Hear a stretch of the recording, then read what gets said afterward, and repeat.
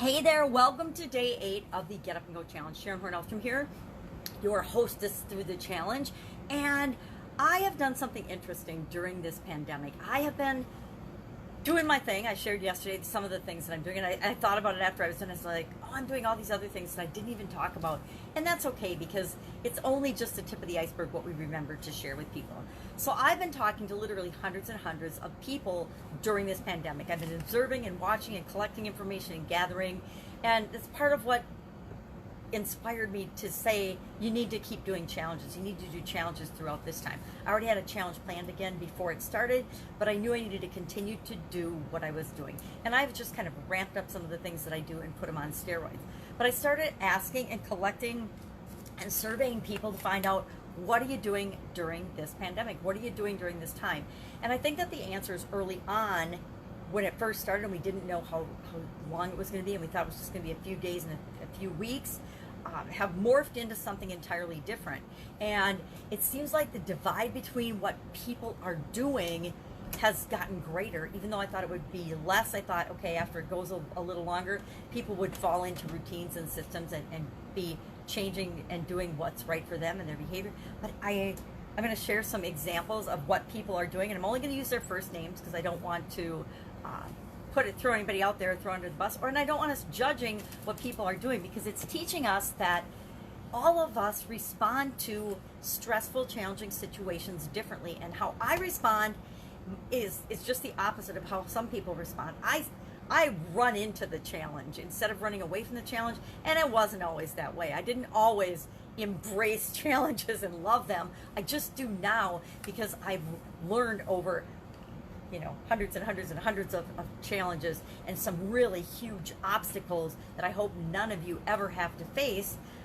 I've learned that running away from it, hiding, procrastinating isn't going to get me out of it any quicker, and it's not going to be any less painful. A lot of the times it's actually more painful. It was more painful overall and impactful on my life to be bedridden than it was to do the steps and take the steps that it took to get me out of bed and get me back into living my life.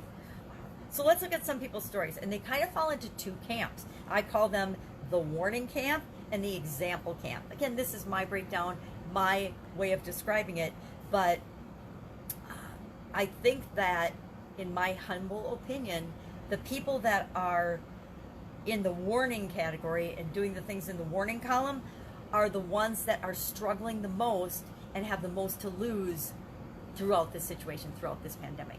And the ones that are in the what I call example column are the ones that have the most to gain and will gain the most, and will be the ones that capitalize on the opportunities that are all around us all the time, but especially in times of great change, in times of great stress, in times of great need.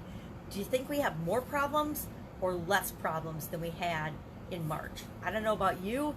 Do you think we're facing more problems, more challenges, more obstacles, more decisions that have to be made than in March? I really do. I don't think that we've gotten any, and here it goes with both things. I think we always have an abundance of everything. There's no less money in the world than there was before COVID-19, right? There's probably more money. There's maybe not more money in your particular pocket or situation or bank account, but there's definitely more, the same amount of money or more money on a worldwide global basis. Money is just always moving around, right? Based on value and the exchanges of value. So I think there's more problems and more money and more of everything, because we live in an expansive universe, a topic that's way beyond the scope of this challenge. So let's look at some people's stories and what they're doing. I think we'll share the warnings first, because to me they're not very inspirational, but let's go ahead and do that first. Lewis said that he is sitting on the couch glued to the news and eating candy and junk food and bonbons and things that aren't good for him.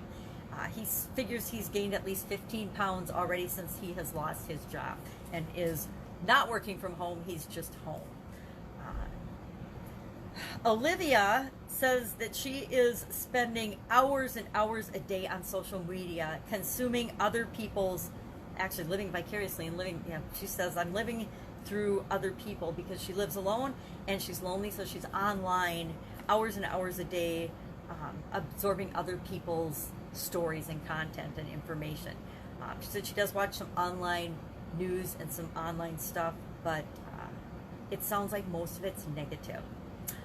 Sam is cultivating some bad habits, and I probably shouldn't say, but Horne, since the COVID-19 virus. I'm just summarizing the surveys and the notes and the things I found. I'm not sharing everything because it's not pertinent, but it shows us we can sit on the couch, we can watch the news, we can be glued to the television and let that think for us and impact us. Knowing full well, please, do we not know that the media, the news, the politicians, everyone besides you has their own agenda? Guess what? You and I have our own agenda as well. I want you to realize with 100% certainty and confidence that you can do whatever you want, whatever you set your mind to, whatever you believe you can. But you have to know and believe in your heart that you can do that, and then be willing to take action to move you toward that thing. That's really as hard and as complicated as life gets. What do I want? What do I do next to get me moving toward that? That is the answer to just about every question that's ever posed out there. So let's see what other people are doing. Ed is reacting to everything that happens outside of him, all the external forces. So he lost his job and he is at home collecting his unemployment and waiting for his call back to work. Randy is complaining. I call this bitching and moaning. He says he spends most of his time complaining about what he can't do anymore. He can't go to concerts. He can't go to the bars and hang out. He can't drink and party with his friends. He can't. And he had a whole laundry list of all the things he can't do. But basically it's all, he's focusing on all the things that he can't do and then wondering why he is miserable. So anybody, if you're basically frozen or procrastinating or not doing anything, if you're not at least taking care of your physical well-being and that of those you love and care about, at this point into the pandemic, there's a big wake-up call and a big warning sign. That's why I call these warnings. If you're consuming a lot of outside of you negative things, you'll notice as I share the examples of what people are doing, consuming online information education courses, working from home, finding more efficient and more effective ways to work from home, learning the tools that you need to work from home, and continue to do what it is that you love to do and serve people. Those are all things that you can do. But if you're just frozen, stalled, procrastinating, not doing anything but absorbing negative information or other people's agendas, that's what I mean by the warning. The warning is you're going to come out of this pandemic. You may or may not get called back to your job, but you're going to be the same, probably not the same. None of us will ever be the same after this, but you're going to be worse off than a whole lot of other people, which is going to make you less marketable, less viable in the workforce, not just, in any way, shape, or form. Now, if you're furloughed from your job and you knew it was just going to be however long you're furloughed for your job and you're guaranteed to get your job back, maybe you're feeling confident about that. Maybe you're in the career that you absolutely love. You're doing what you love to do, and just because your business is shut down or your boss had to let you go during this time, you're going back to it. There are actually people, and I know some of them, and they report on the survey that they are actually happier being home on unemployment because the $600 a week bump for 3 months on unemployment is making it so that instead of having to work 3 jobs, and several people reported this, that instead of having to work 2 or 3 jobs, they're making more at home on unemployment. They're actually getting to spend time with their family and their kids that they wouldn't otherwise, because they were working 2 or 3 jobs than they were working those jobs. And so for them, they're dissatisfied with their current situation, but they're actually finding ways to appreciate and be satisfied with some things that are happening to them, right? But they still view it as something's happening to me. I don't have any control over it, but woo-woo, it's like winning the lottery. I get 600 extra bucks a week. And for some people, they weren't making $2,400, much less plus their unemployment before this happened. So I get that perspective. So what are people doing that I consider the examples that I've talked to? And Jennifer is an online coach, but she's also an offline coach. She has a co-working space, and she's been actually going into the co-working space, and I love that she's sharing some of her observations online and what she's seeing that different business owners are doing, because that's right up my alley. I'm super curious. One of the things I did early on when COVID hit is I went downtown in my little town and I walked up and down Main Street to see what different businesses were doing, right? And this was like the first few days of the scare. And I was intrigued to find that some businesses didn't even have a sign or any kind of a note or notification to their customers of what was going on. They just assumed everybody in the world knows what's going on. We're shut because of COVID. Everybody knows that. I don't even have to put a sign up.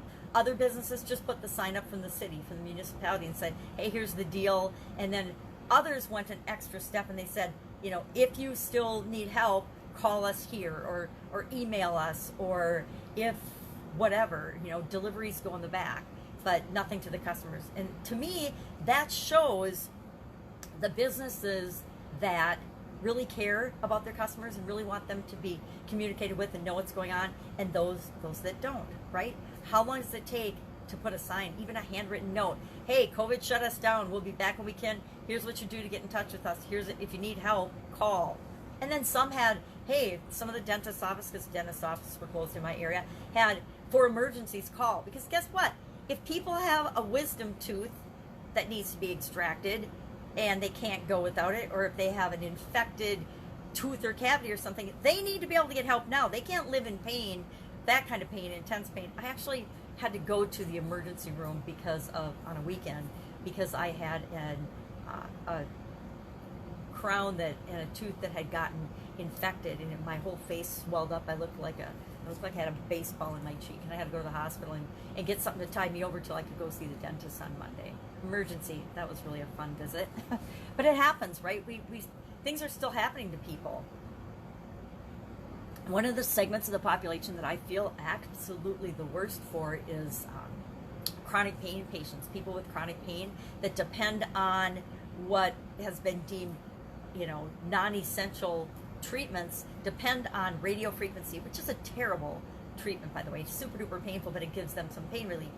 Radio frequency injections and things like that, massage therapy, biometrics and things. They depend on these things to help them manage their pain so that they can live at all without being in absolute misery all the time. And I know several people in this category, because that's kind of a pet project of mine, that are just, you know, literally almost dying. They're in so much pain. So what are some other examples? I love Jennifer and what she's doing and how she's sharing online with all of us, is why I use her as an example.